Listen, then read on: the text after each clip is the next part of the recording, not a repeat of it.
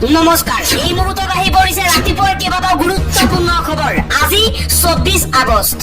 অসমৰ লগতে ভাৰতৰ বিভিন্ন প্ৰান্তৰ পৰা এনেধৰণৰ খবৰসমূহ নিতৌ চাবৰ কাৰণে চেনেলটো ছাবস্ক্ৰাইব কৰি ভিডিঅ'টোত এটা লাইক কৰি দিব।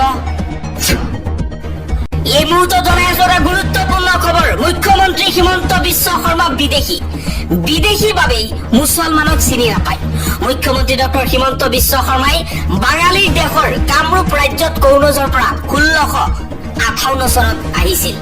গতিকে মুখ্যমন্ত্ৰী বিদেশী আৰু এজন বিদেশী মানুহে ভূমিপুত্ৰক চিনি নোপোৱাটোৱেই স্বাভাৱিক। মুখ্যমন্ত্ৰীয়ে কৰা মন্তব্যক উভতি ধৰিলে আমছুৰ প্ৰাক্তন সম্পাদক আব্দুল আৱাল আহমেদে। মুছলমানক অচিনাকি বুলি কোৱা হিমন্ত বিশ্ব শৰ্মাক লৈ এই মন্তব্য কৰিছে আমছুৰ প্ৰাক্তন সম্পাদক আব্দুল আৱাল আহমেদে। পৰৱৰ্তী খবৰ, মেহমুদ মাদানীক বুঢ়া আঙুলি দেখুৱালে মুখ্যমন্ত্ৰী হিমন্ত বিশ্ব শৰ্মাই। মুখ্যমন্ত্ৰী পদৰ পৰা বৰ্খাস্ত কৰিবলৈ মেহমুদ মাদানী দাবী উত্থাপন কৰিছিল। মেহমুদ মাদানীক এবাৰ বুঢ়া আঙুলি দেখুৱাইছে হিমন্ত বিশ্ব শৰ্মাই আৰু লগতে মাদানীক কংগ্ৰেছৰ বি টিম আখ্যা দিছে শৰ্মাই। আন এটা খবৰ, জমিয়ত উলেমা ই হিন্দক আনুষ্ঠানিকভাৱে বুঢ়া আঙুলি দেখুৱাইছে মুখ্যমন্ত্ৰী শৰ্মাই। লগতে মুখ্যমন্ত্ৰী শৰ্মাই কৈছে, মই লগ পালে মাদানীক বাংলাদেশলৈ পঠিয়াম। মই কালৈকো ভয় নকৰো, মই মুছলমানক ভয় নকৰো। মুছলমানে মোৰ বিৰুদ্ধে যি ষড়যন্ত্ৰ ৰচনা কৰিবলগীয়া আছে কৰক, কিন্তু মই মুছলমানক ভয় নকৰো। মই ভয় খোৱা মুখ্যমন্ত্ৰী নহয়। মই জীয়াই থকালৈকে এই জাতিটোৰ বিৰুদ্ধে প্ৰতিবাদ কৰি যাম।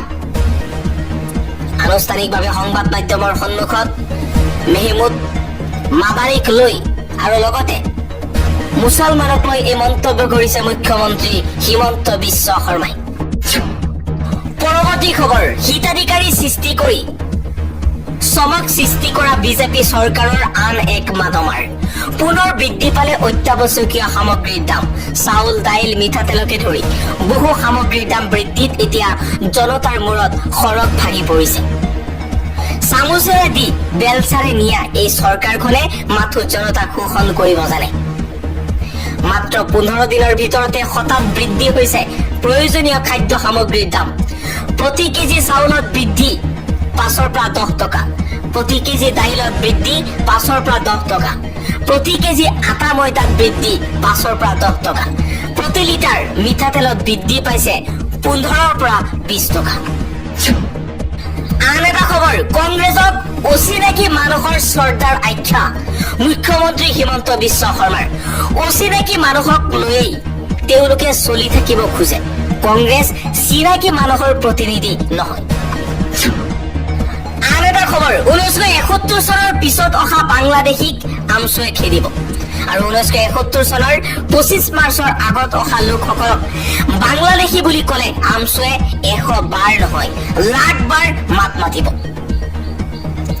চাপৰৰ চৰুৱাবাকৰা, সন্তোষপুৰত আৰু চিৰাকুটাৰ উচ্ছেদস্থলীত উপস্থিত হৈ আমছুৰ সভাপতি ৰেজাউল কৰিম চৰকাৰে এই মন্তব্য কৰিছে। পৰৱৰ্তী খবৰ, সপোনৰ ডেউকা কোবাই আকাশ চুমিছে মিৰ্জানুৰে। পাইলট হৈয়ে প্ৰথমবাৰলৈ উৰাজাহাজ চলাই চাউথ আফ্ৰিকা পালেগৈ মিৰ্জানুৰ।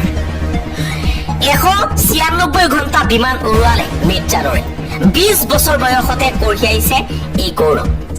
অসম সন্তান মিৰ্জানুৰে পুনৰ অসমবাসীলৈ এক সুখবৰ দিছে। আন এটা খবৰ, অসমত কোনো SIRৰ প্ৰয়োজন নাই। 1971 চনৰ পিছত অহা বাংলাদেশীক খেদিব আমছুৱে। চাপৰৰ চৰুৱাবাকৰা, সন্তোষপুৰত আৰু চিৰাকুটাৰ উচ্ছেদস্থলীত উপস্থিত হৈ এই মন্তব্য কৰিছে ৰেজাউল কৰিম চৰকাৰে। ৰেজাউল কৰিম চৰকাৰে কৈছে, NRCৰ পুনৰীক্ষণ কৰিব বিচাৰিছে বৰ্তমান চৰকাৰে। উচ্চতম ন্যায়ালয়ত আবেদন জনাইছিল, সেই আবেদন উচ্চতম ন্যায়ালয়ে গ্ৰহণ কৰিছে আৰু চৰকাৰক জাননী দিছে। যদি পুনৰ NRCৰ পুনৰীক্ষণ হয় তেতিয়াহ'লে লাখ লাখ হাজাৰ হাজাৰ মুছলমানক পৰিকল্পিতভাৱে NRCৰ পৰা বহিষ্কাৰ কৰিব পাৰে চৰকাৰে। জমিয়ত উলেমা ই হিন্দৰ বিৰুদ্ধে সৰব মুখ্যমন্ত্ৰী শৰ্মা, মাদানীক বুঢ়া আঙুলি দেখুৱালে মুখ্যমন্ত্ৰী হিমন্ত বিশ্ব শৰ্মাই। মই মাদানীক পাৰিলে বাংলাদেশলৈ পঠিয়াম। টেট শিক্ষকৰ নিযুক্তিটো বাধা দিছিল আৰছাদ মাদানীয়ে। তৰুণ গগৈৰ সৈতে লগ লাগিছিল আৰছাদ মাদানী। মাদানীৰ বিৰুদ্ধে আক্ৰমণাত্মক ৰূপত মুখ্যমন্ত্ৰী শৰ্মা। আমাৰ চৰকাৰী বিষয়াক কন্দুৱাইছিল মাদানীয়ে। আৰু জমিয়ত উলেমা ই হিন্দৰ বিৰুদ্ধে সৰব মুখ্যমন্ত্ৰী। মোৰ পদত্যাগৰ সিদ্ধান্ত মাদানীয়ে ল'ব নোৱাৰে। সকলো সিদ্ধান্ত অসমৰ ৰাইজে ল'ব। মাদানী কোন হয়? মই জমিয়তক কেয়াৰ নকৰো। মই ইয়াৰে পৰাই আনুষ্ঠানিকভাৱে জমিয়তক বুঢ়া আঙুলি দেখুৱাইছো। কংগ্ৰেছ জমিয়তৰ বি টিম। মই বুঢ়া আঙুলিৰ লগতো তুলনা নকৰো আৰছাদ মাদানী। আৰু এইদৰে জমিয়ত উলেমা ই হিন্দৰ বিৰুদ্ধে সৰব মুখ্যমন্ত্ৰী হিমন্ত বিশ্ব শৰ্মা। মাদানীৰ বিৰুদ্ধে আক্ৰমণাত্মক ৰূপত মুখ্যমন্ত্ৰী হিমন্ত বিশ্ব শৰ্মা। যোৱাকালি আৰছাদ মাদানী জমিয়ত উলেমা হিন্দে প্ৰস্তাৱ আনিছিল যে অসমৰ মুখ্যমন্ত্ৰী হিমন্ত বিশ্ব শৰ্মাক অপসাৰণ কৰিব লাগে। আৰু তাৰ পিছতেই আজিৰ দিনটোত জমিয়ত উলেমা ই হিন্দ আৰু আৰছাদ মাদানীৰ বিৰুদ্ধে এইদৰে সৰব হৈ পৰিছে অসমৰ মুখ্যমন্ত্ৰী ডক্টৰ হিমন্ত বিশ্ব শৰ্মা। লগতে মুখ্যমন্ত্ৰী হিমন্ত বিশ্ব শৰ্মাৰ বিস্ফোৰক মন্তব্য, জমিয়ত উলেমা ই হিন্দ হৈছে কংগ্ৰেছৰ বি টিম। আৰু আনপিনে জমিয়ত উলেমা ই হিন্দৰ বিৰুদ্ধে ৰাজ্যৰ প্ৰান্তে প্ৰান্তে তীব্ৰ প্ৰতিবাদী কাৰ্যসূচী দেখিবলৈ পোৱা গৈছে। মুখ্যমন্ত্ৰী হিমন্ত বিশ্ব শৰ্মাক গ্ৰেপ্তাৰ আৰু অপসাৰণ কৰিবলৈ ক'বলৈ জমিয়ত উলেমা ই হিন্দ কোন? Who is Mehmood Madani? এইদৰে এতিয়া সৰব হৈ পৰিছে অসমীয়া যুৱ মঞ্চ। অসমীয়া যুৱ মঞ্চৰ গৰ্জন দেখিবলৈ পোৱা গৈছে। আৰছাদ মাদানী আৰু জমিয়ত উলেমা ই হিন্দৰ বিৰুদ্ধে তীব্ৰ প্ৰতিবাদী কাৰ্যসূচী। হু ইজ মাদানী বুলি প্ৰশ্ন উত্থাপন কৰিছে। মুখ্যমন্ত্ৰীক গ্ৰেপ্তাৰ কৰিবলৈ ক'বলৈ জমিয়ত উলেমা কোন? অসমীয়া যুৱ মঞ্চৰ গৰ্জন দেখিবলৈ পোৱা গ'ল। ৰাজ্যৰ প্ৰান্তে প্ৰান্তে তীব্ৰ প্ৰতিবাদী কাৰ্যসূচী। জমিয়ত উলেমাক অসমত নিষিদ্ধ কৰিব লাগে চৰকাৰে। জমিয়ত উলেমা ই হিন্দ হৈছে পাকিস্তানৰ এজেণ্ট। গতিকে এই সংগঠনক নিষিদ্ধ কৰিব লাগে। অসমখন ভাগ ভাগ কৰিব বিচাৰিছে জমিয়ত উলেমাই। ৰাজ্যত অবৈধ বাংলাদেশী বিতৰণ কৰাৰ ফলত চকু জ্বলিছে জমিয়ত উলেমাৰ। ৰাজ্য অশান্ত কৰিবলৈ যিকোনো মন্তব্য কৰিছে জমিয়ত উলেমা ই হিন্দে।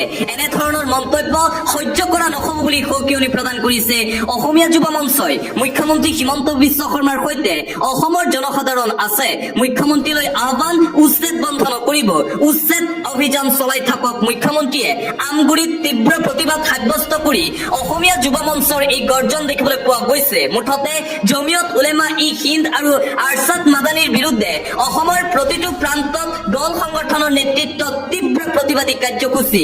জমিয়ত উলেমা হিন্দৰ বিৰুদ্ধে কেইবাটাও জাতীয় সংগঠনৰ গৰ্জন। মাদানীক উভতি ধৰিলে এইবাৰ টাইপাই অসমীয়া যুৱ মঞ্চ আৰু আন সংগঠনসমূহৰ নেতৃত্বত ৰাজ্যৰ প্ৰান্তে প্ৰান্তে জমিয়ত উলেমা ই হিন্দৰ বিৰুদ্ধে তীব্ৰ প্ৰতিবাদী কাৰ্যসূচী। মুখ্যমন্ত্ৰী হিমন্ত বিশ্ব শৰ্মাক গ্ৰেপ্তাৰ কৰিবলৈ কৈছিল জমিয়ত উলেমা ই হিন্দে। আনকি প্ৰস্তাৱ আনিছিল যে মুখ্যমন্ত্ৰীক মুখ্যমন্ত্ৰী পদৰ পৰা অপসাৰণ কৰিব লাগে। আৰু এই মন্তব্যৰ পিছতে এতিয়া জ্বলিছে সমগ্ৰ অসম। মুখ্যমন্ত্ৰীক গ্ৰেপ্তাৰ কৰিব লাগে বুলি মেহমুদ মাদানীয়ে কৰিছিল মন্তব্য। সাম্প্ৰদায়িক মন্তব্য কৰা মাদানীক গ্ৰেপ্তাৰৰ দাবী উত্থাপন কৰিছে সংগঠনসমূহে। ৰাজ্যত চলি থকা উচ্ছেদ আৰু বিদেশী বিতৰণৰ বিৰোধিতা কৰিছিল মাদানীয়ে। মুখ্যমন্ত্ৰীক লৈ কৰা মন্তব্যৰ বাবে খৰ্গহস্ত হৈ পৰিছে জাতীয় দল সংগঠনৰ কৰ্মীসকল। ৰাজ্যৰ প্ৰান্তে প্ৰান্তে মুঠতে জমিয়ত উলেমা ই হিন্দৰ বিৰুদ্ধে প্ৰতিবাদ। অসমত শীঘ্ৰেই জমিয়ত উলেমা ই হিন্দক নিষিদ্ধ কৰাৰো দাবী উত্থাপন কৰিছে জাতীয় দল সংগঠনে।